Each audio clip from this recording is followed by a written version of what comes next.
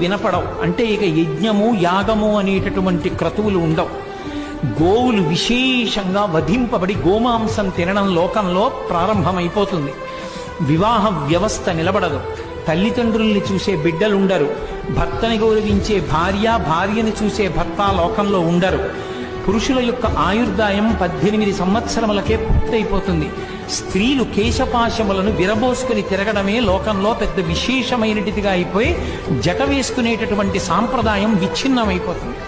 అయిపోయిన తరువాత లోకంలో పురుషులు 18 సంవత్సరాలకే మరణించడం ప్రారంభమైపోయి ఆయుర్దాయాలు క్షీణించిపోయిన తరువాత ఆ సమయంలో శంబళ అనేటటువంటి గ్రామంలో విష్ణుయశుడు అనబడేటటువంటి బ్రాహ్మణుని కడుపున కల్కి అన్న పేరుతో శ్రీ మహావిష్ణువు 10వ అవతారంగా వస్తారు.